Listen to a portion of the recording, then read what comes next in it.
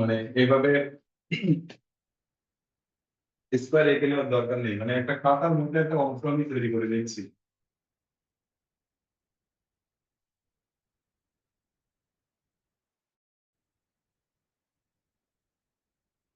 মানে খাতাটা লম্বা নেই, কিন্তু কিন্তু চার কোণ থাকবে, তাই না? তো চার কোণ করে কেটে নিতে পারেন এভাবে।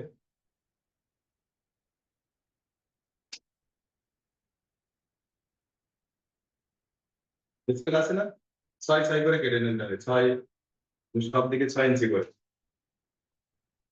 কারণ আপনাদের দৃশ্য যদি আঁকতে হয় বেশিরভাগ সময় 6 ইঞ্চি বাই 6 ইঞ্চি এসছে সব সময়। হ্যাঁ, পরিমাপ থাকে।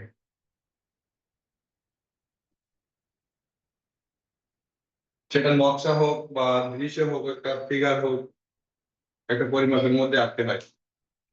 6 ইঞ্চি এসছে আর 5 ইঞ্চি এসছে এখন পর্যন্ত। পারবেন না কেন? ছোট হইলে আরো ভালো না? আপনাদের জন্য যদি বড় একটা স্কেল দেওয়া হয় তখন তো আরো বেশি বিপদ।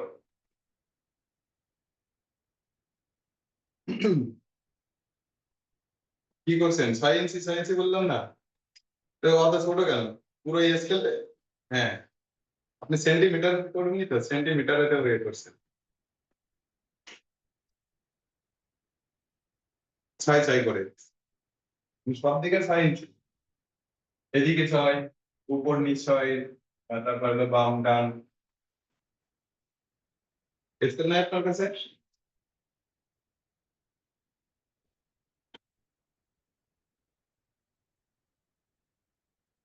হ্যাঁ,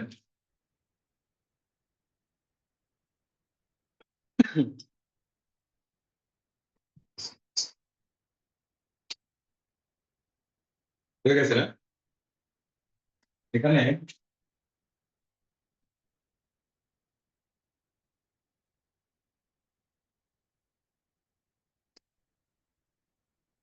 এটা যদি মাঝখান বরাবর হয়, এগুলো ডট দেওয়ার দরকার নেই, জাস্ট বোঝার সুবিধার্থে মনে মনে কল্পনা করে নিলাম এখানে।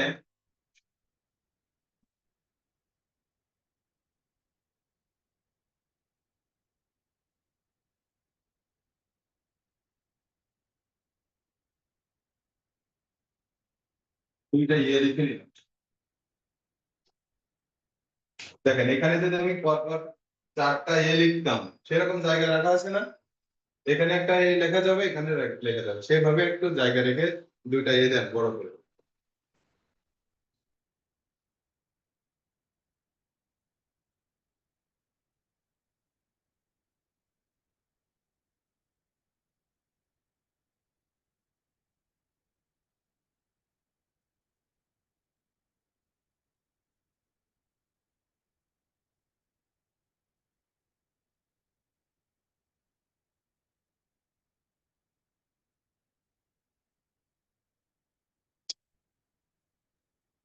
আমি এইভাবে আগে কখনো শেখাইনি, মানে এত সহজ করে হয়েছে দেওয়া।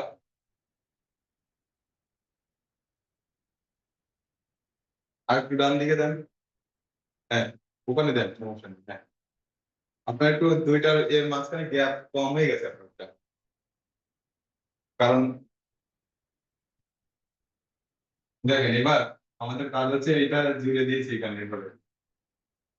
দেওয়ার পর এখান থেকে যেমন বেড়েছে উপরের অংশ, এভাবে বাড়াতে হবে, এভাবে। মানে এইখানে যতটুকু, উপরে ততটুকু।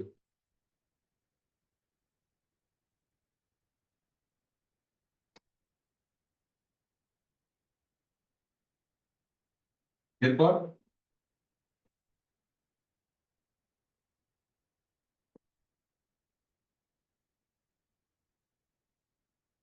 এভাবে মিলিয়ে দিতে হবে এখান থেকে এখানে। এই যে বুঝতে যদি অসুবিধা, দেখেন এখান থেকে এভাবে।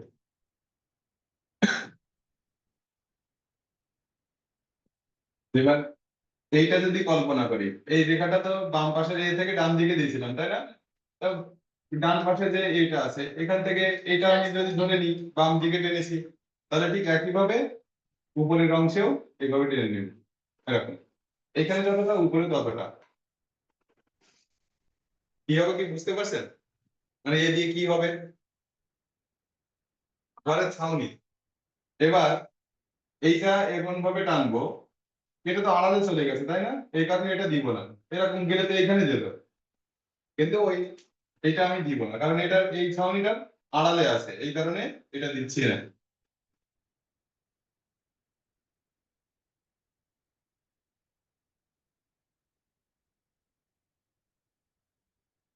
এরপর এখানে পাশাপাশি লাইন দিই, বাম পাশে দেওয়ার পর এভাবে মিলিয়ে দেবে। ঠিক একইভাবে ডান পাশে।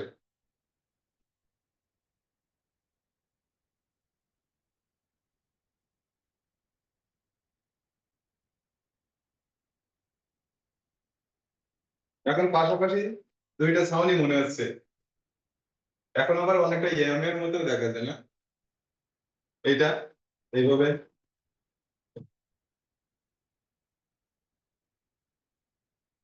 এবার এখান থেকে নিচের দিকে লাইনটা,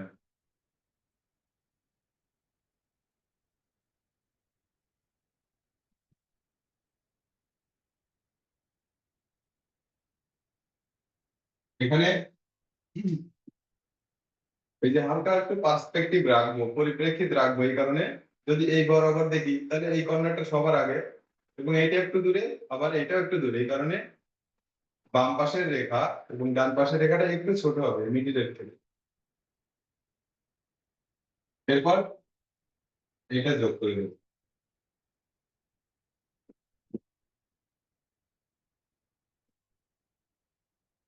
এবং ঘর ছাড়া অল্প একটু বাইরে দিয়ে দেবো, যে ঘরের মানে বেজ যেটা বা পোতা যেটা বলে, সেটা একটু বাড়িয়ে দেবে এভাবে।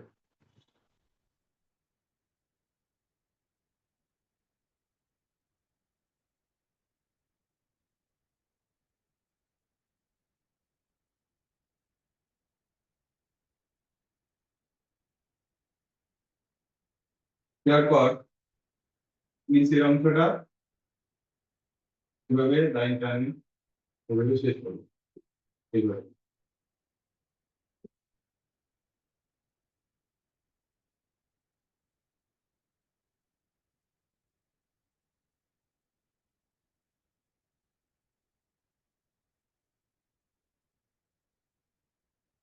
হয়েছে? এবার এখানে লাইন টানবো,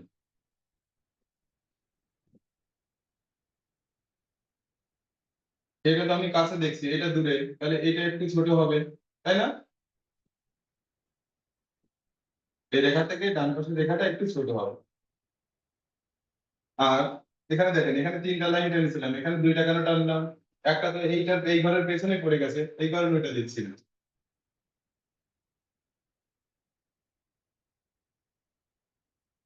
এখান থেকে এইভাবে মিশে যাবে, এখান থেকে এইভাবে আসলো মিশে। তাহলে পাশাপাশি ঘর, আমি যদি একবারে যদি একটা ঘর কমপ্লিট করে নিতাম, তাহলে এই যে পাশাপাশি না, এটা একটু এলোমেলো হওয়ার সম্ভাবনা ছিল, যদি একটা করে আমি কমপ্লিট করে নিতে পারি। এই কারণে পাশাপাশি আগে ছাউনিটা একবারে এঁকে নিয়েছি।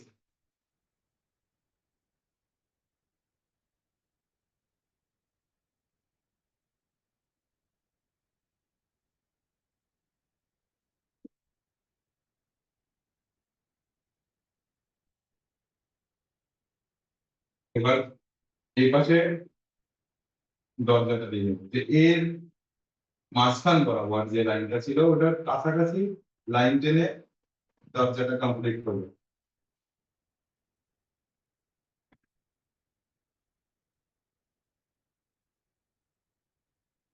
এইভাবে থাকলো। এবার যদি একটু খোলা রাখতে চাই সেক্ষেত্রে দেখেন, একদম ভেতরে এরকম পাশাপাশি লাইন দিয়ে এরকম করে, যদি এই ছোট অংশটা যদি একটু ডার্ক করে দিই, দেখুন এইভাবে। ঠিক এখানে জানালা দিব, এখানে একটা দরজা দিব।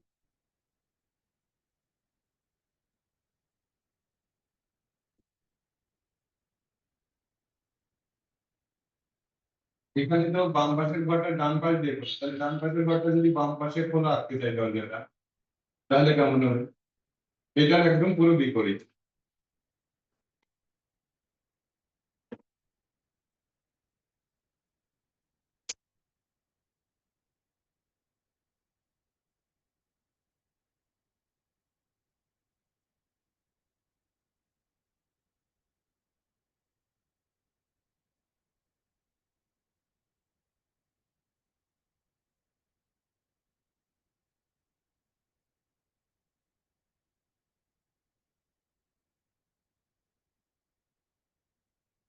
একইভাবে দরজাটা একইভাবে, কিন্তু এটা খোলা রেখেছি ডান পাশ দিয়ে, ডান পাশের ঘরটা দরজা খোলা রেখেছি বাম পাশ দিয়ে। দরজা তো এই অংশে যেমনটা উচ্চতা, এই পাশে তো উচ্চতা একই, কিন্তু ভেতরে যাওয়াতে ছোট হয়ে গেছে, এই কারণে সহজে মনে হচ্ছে যে দরজাটা খোলা।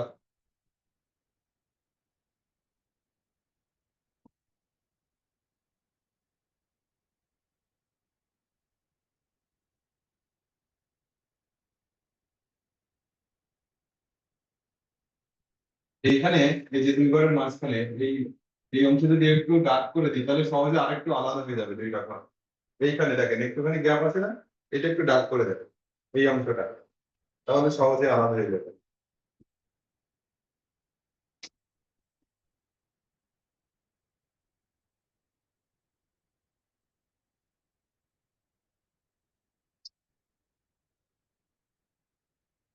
বাট দেখেন এখানে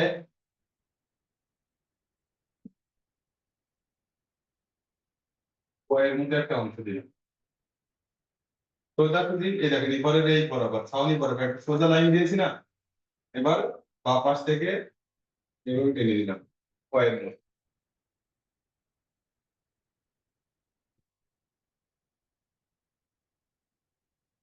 এখানে একটা গাছ আঁকবো, এই ঘরের পেছনে একটা কলা গাছ আঁকবো। দেখেন প্রথমে এই দুইটা, তিন, চার, এরকম। আগে অন্তত এইটুকু শিখে নিই।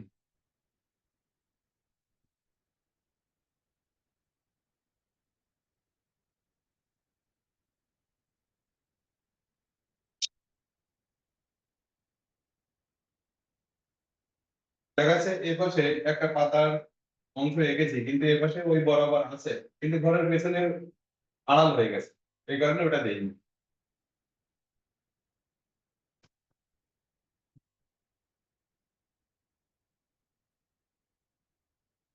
এরপর দেখেন এখানে এভাবে পাশাপাশি লাইন টেনে এখানে মিশিয়ে দেবো, এখান থেকে এভাবে মিশিয়ে দেবো।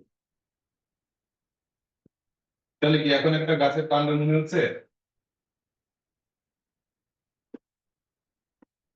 গাছের নিচের অংশটা একটু বাড়িয়ে দিই, এগুলির দিকে অবশ্যই একটু বড় হয়। এবার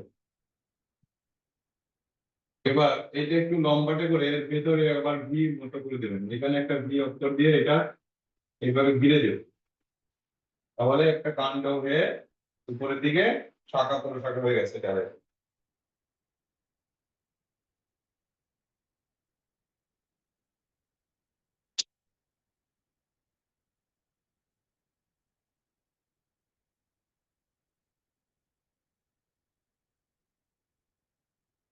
এবার এখানে দেখুন পাতার গুরুত্ব আঁকতে হবে,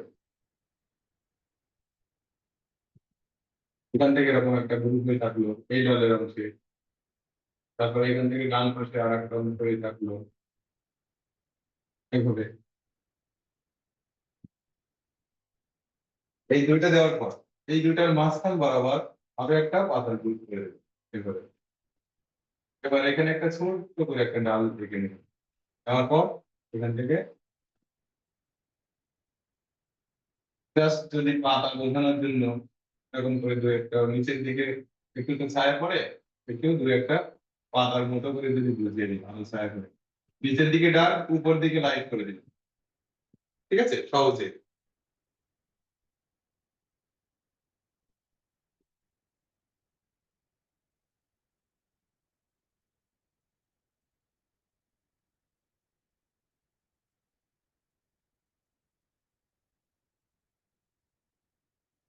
এই যে বাম পাশের ডালে একটা বাঁধার গ্রুপ, ডান পাশে একটা, তারপর মাঝখানে এঁকে নিয়ে ছোট একটা ডাল এঁকে নিচের মতো করে কমপ্লিট করতে হবে।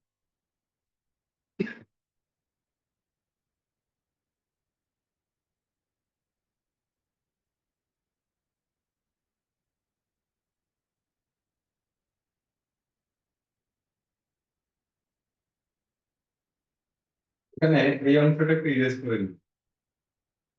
এর লাইন ছিল এখানে একটু, আর এখানে এই লাইনটা একটু ইরেজ করে নিই।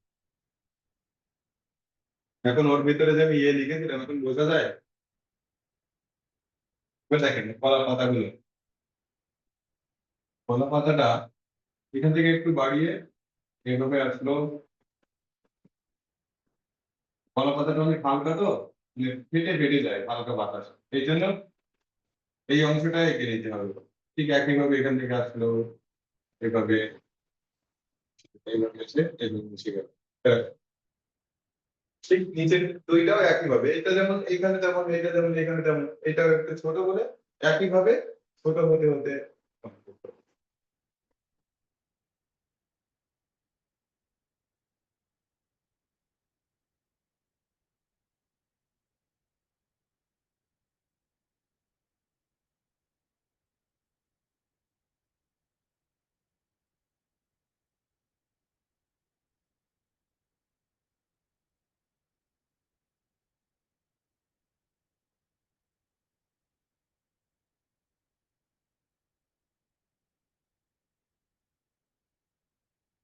থেকে অসুবিধা হচ্ছে।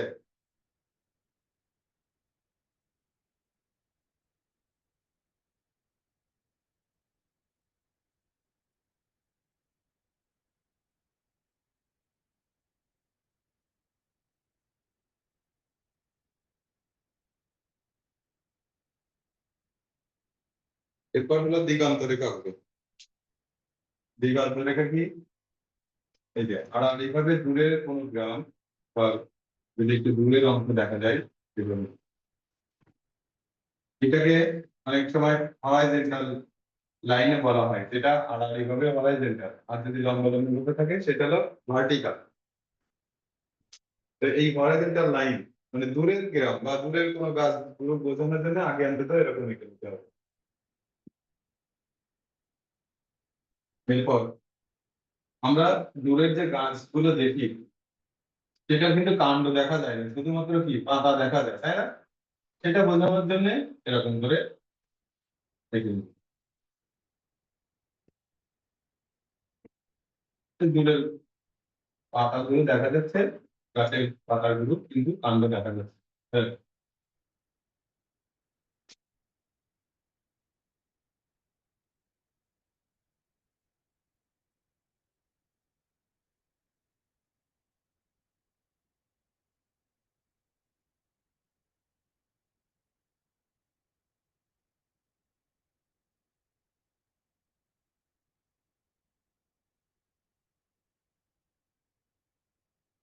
এরপর এখানে একটা নদীর পাড় আছে।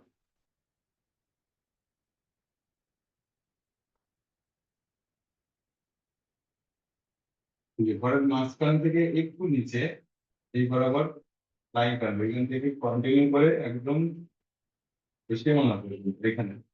এরপর এখান থেকে একটু নিচের দিকে আসলো, এই এই ঘরের ডান পাশের ঘরের এই কর্নার পর্যন্ত একটা রেখে দেবেন, ওইভাবে ঘুরে এসে ইউ শেপের মতো ঘুরে এসে এইভাবে ঘুরে যাবে।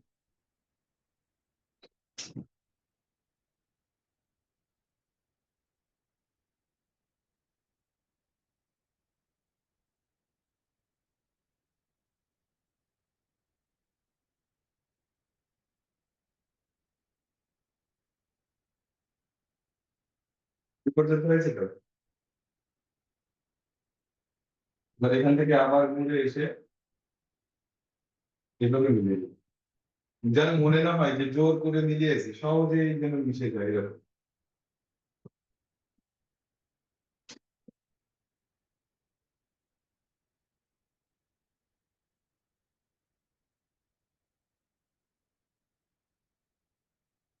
এরপর এখানে নদীর পাড় বোঝানোর জন্য নিচে লাইন টেনে এইভাবে যত কাছে আসবে তখন একটু বড় হবে।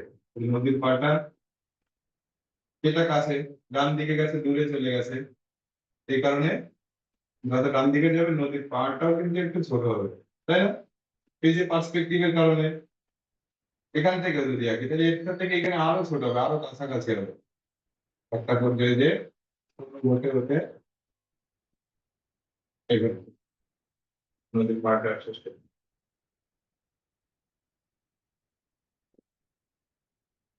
এখান থেকে আরো দুটো পাড়া দিলে ভালো লাগবে।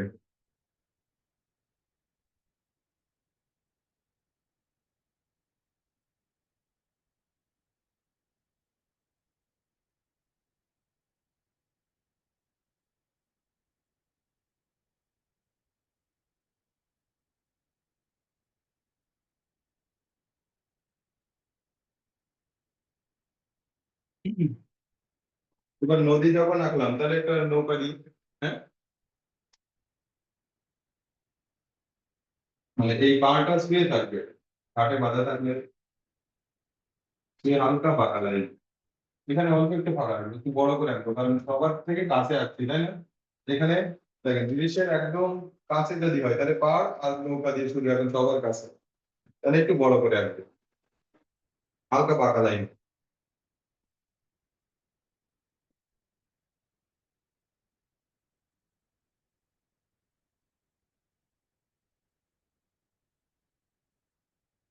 এরপর এই রেখা থেকে যে হালকা বাঁকা লাইনের থেকে নিচে আবার আঁকা বাঁকা লাইন দিয়ে দিবে, এটা থেকে বড় হবে, মানে এই দিক থেকে ওয়াইড হবে বেশি একটু। আর একটু উপরে আঁকেন নাহলে তো খাতার বাইরে চলে যাচ্ছে।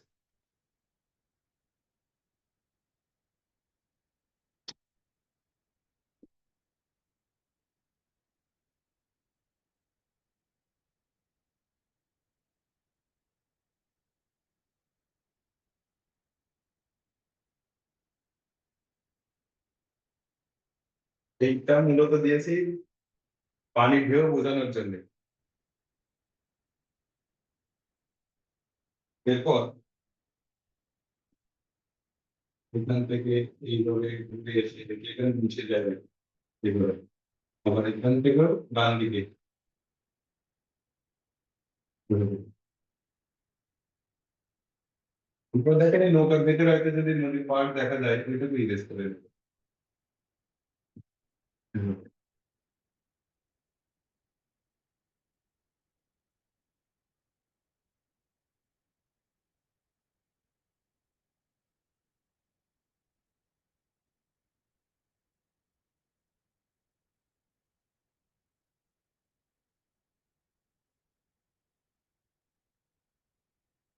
এরপর একটা ছাউনি দিয়ে দেবে এভাবে, এইভাবে রেখে দিলে হয়, কিন্তু যদি আর একটু ভালো দেখাতে চায় সেক্ষেত্রে একটু নৌকাতে ছাউনি থাকলে ভালো দেখা। এই দেখেন এইটাকে যদি দুই ভাগ করা হয়, উপরের এই রেখাটাকে দুই ভাগ করলাম তাহলে এখানে হয় একটা বিন্দু, আবার এই অংশটা অর্ধেকটাকে আবার দুই ভাগে ভাগ করলাম তাহলে এখানে আসে, ডান পাশের এই অংশটাকে দুই ভাগ করলাম তাহলে এখানে আসে। তাহলে দেখেন এইভাবে তিনটা বিন্দু দিলে এখন এক দুই তিন চার ভাগে ভাগ হয়ে গেছে।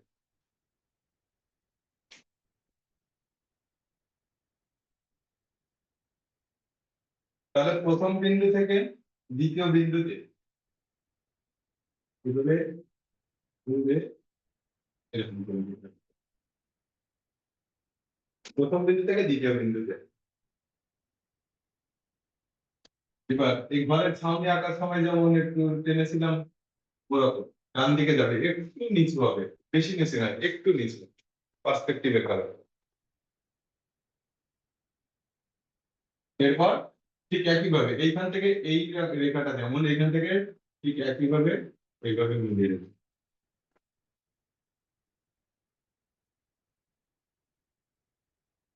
এবার ছাউনিতে কিছু ড্রয়িং থাকে, যে ছাউনিটা মূলত দেখা যায় বাঁশের চাঁচ দিয়ে তৈরি হয় এবং দেখতে চটা দিয়ে বাঁধা থাকার কারণে এরকম হয় দেখতে।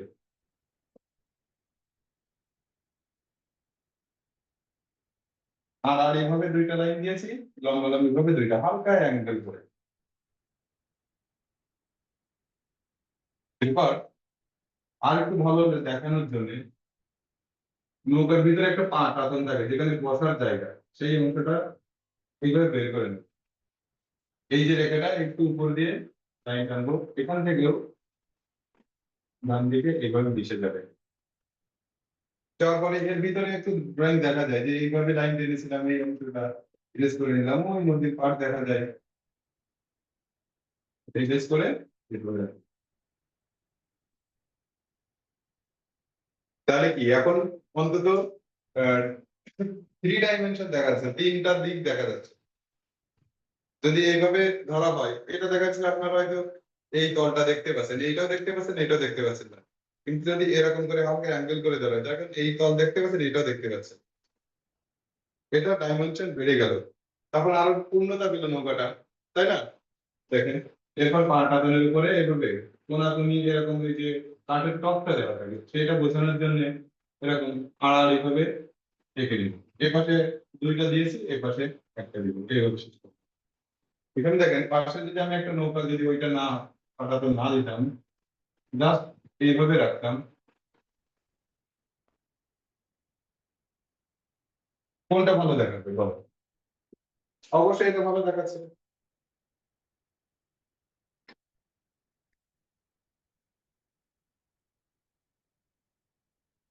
এবার নৌকাটা দেখা যাচ্ছে কোনো না কোনো কিছুর সঙ্গে তো বাধা থাকে, একটা খুঁটি আঁকবো, এটার কাছাকাছি লাইন দিব।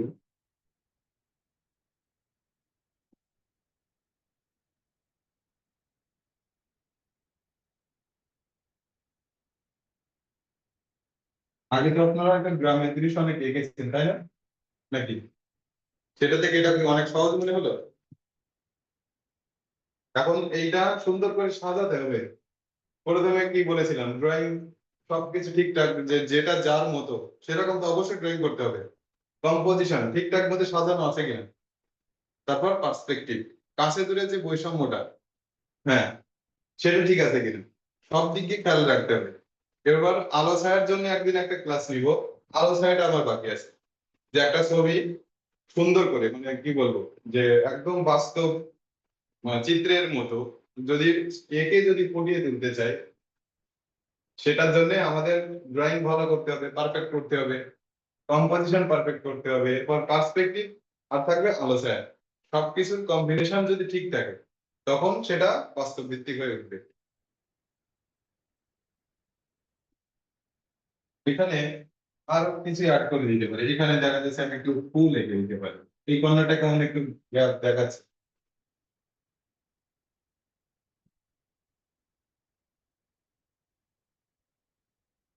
এইভাবে প্রথমে এঁকে নিলাম, এই কর্নার বরাবর দেখেন, এটা আমি এই টেনে নিয়েছি, এই বরাবর রেখেছি। প্রথমে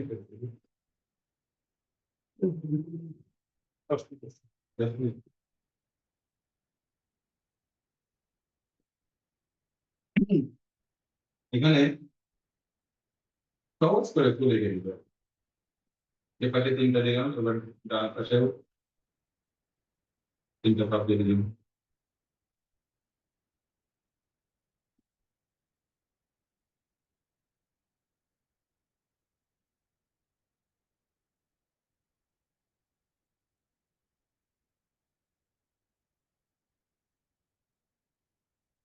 এরপর পাতা আঁকবো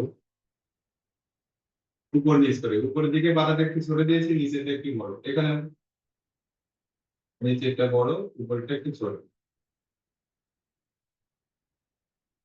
এরপর দেখা যাচ্ছে এখানে একটু হাঁসের গ্রুপ মতো করে দিলাম। আলোচার কারণে এরকম দেখা যায়।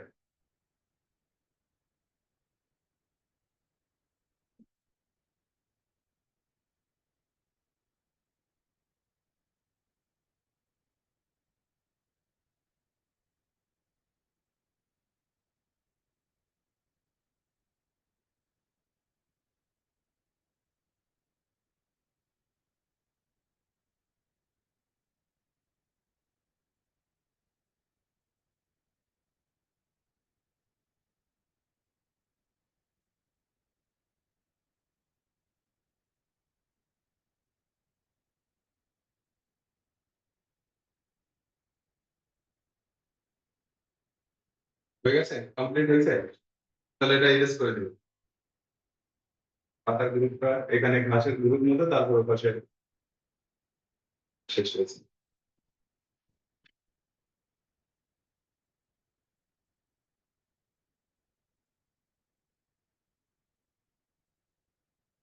তাহলে ইরেজ করে দিই। কোনটাই করবেন?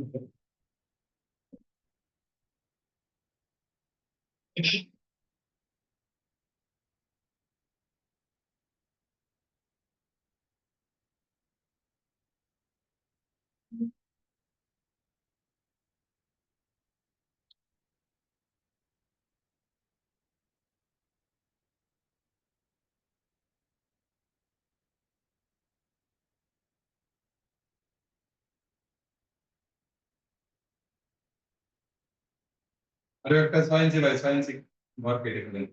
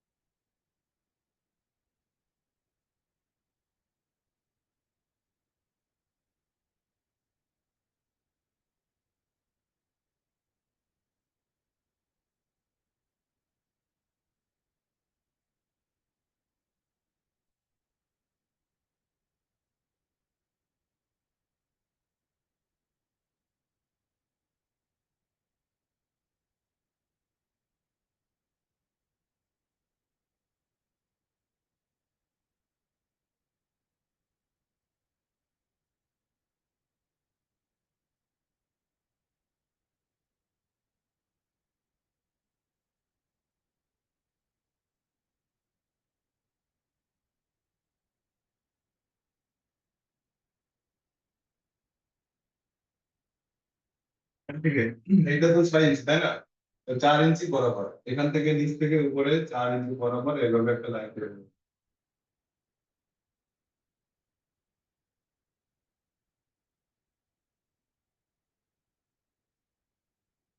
তোমরা শহরের জিনিসটা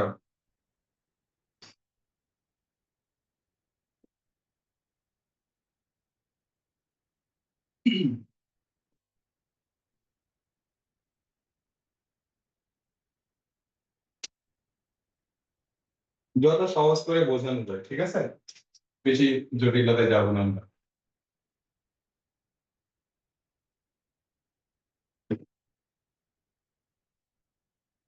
শহর মানে বিল্ডিং থাকবে, পিচ ঢালা রাস্তা থাকবে, তাই তো? এছাড়া ম্যান হল থাকতে পারে, কারেন্টের খুঁটি থাকতে পারে, এইগুলো যত অল্পতে বোঝানো যায়। গাড়ি থাকবে রাস্তায়, সেটা বাইক হতে পারে বা কার হতে পারে। হ্যাঁ, এইগুলো। এবার এটা তাহলে 3 ইঞ্চি বরাবর একটা বিন্দু দেন, দেওয়ার পরে এখানে 1 ইঞ্চি মতো জায়গা রেখে, যদি 3 ইঞ্চি মাঝখান বরাবর একটা বিন্দু দিয়েছি। এবার এই বিন্দু থেকে বাম পাশে হাফ, ডান পাশে হাফ কেটে নেওয়ার পর এখান থেকে এইভাবে লাইন টেনে নিই। অনেকটা ইয়ের মতো না, এই যে ক্যাপিটাল লেটার এর মতো নাকি? এরকম, কিন্তু এটা আমাদের দরকার নেই, জাস্ট বোঝার সুবিধার্থে আমি এরকম করেছি।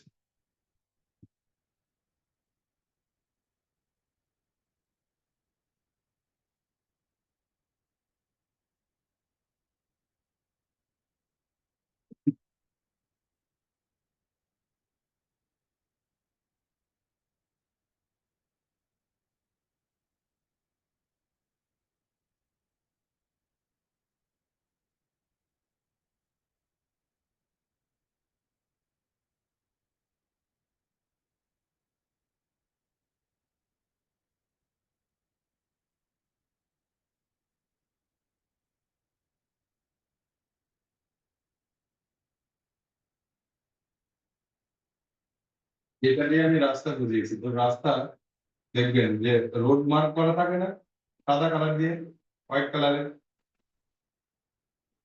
যদি 2 লেনের রাস্তা হয় তখন কিন্তু মাঝখান দিয়ে এরকম রোড মার্ক করে আলাদা করা হয়। এখানে দেখেন এই যে লাইনগুলো টেনেছি, কাছেরটা বড় আর যত দূরে গেছে ছোট হয়ে গেছে। এটার কারণ কি? পার্সপেক্টিভের কারণ। রাস্তা দেখেন, রাস্তা ছোট হয়েছে, রোড মার্কটাও ছোট হয়েছে, এটা খেয়াল রাখতে হবে। এইগুলো দেখলে তো দেখা যাচ্ছে আমি যতই মানে আহামরি বেশি ভালো কিছু আঁকলাম না, কিন্তু নিয়মগুলো ঠিকঠাক যদি থাকে তখন কিন্তু আপনারা মার্কস পাবেন। যে রাস্তাটা কাছে যেমন, দূরে তেমন না, ছোট হয়ে গেছে। রোড মার্কটা কেমন, আমি হয়তো একদম হুবহু সেটা পারছি না, কিন্তু নিয়ম মেনে তো আঁকতে পারছি। আমরা যদি একটা অক্ষর লিখতে যাই, দেখা যাচ্ছে আমি sorry, অ লিখবো, প্রথমে মাত্রা টানলাম, এবার এখানে ওই মুখের অংশটা টেনে এইভাবে এসে এইখানে মিশবে না। সঠিক নিয়ম হলে এখানে মিশবে না, এই মাত্রার সঙ্গে মিশবে না। এবার এখান থেকে এসে নিচের দিকে এসে এইভাবে টানবে, এটা হলো সঠিক নিয়ম। তাই না? এখন আমি দেখা যাচ্ছে এইটা একটু বাড়িয়ে দিলাম, এটা জুড়ে দিলাম, তাহলে কিন্তু এটা সঠিক নিয়ম হলো না। এটা এই বরাবর একটু ছোট করে দিলাম, এটা গ্যাপ রাখলাম, এটা হলো সঠিক নিয়ম। তো ছবি আঁকার ক্ষেত্রে ওরকম।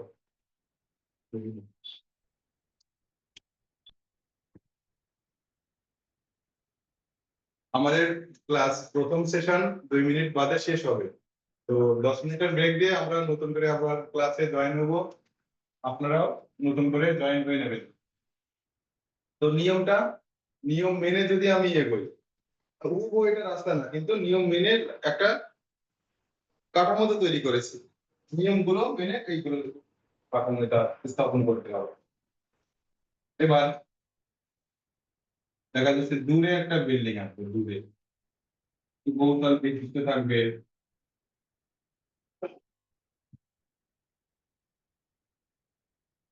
এরকম আঁকলাম।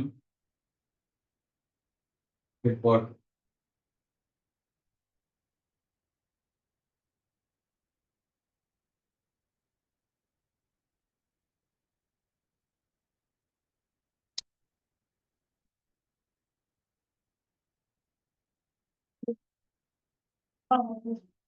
এখানে দেখেন, এটা দেখাচ্ছে first floor, second floor, third floor. উপরের দিকে যখন যাচ্ছে সেটাও একটু আমরা কিছুটা দেখি না, তাহলে এটাও খেয়াল রাখতে হবে।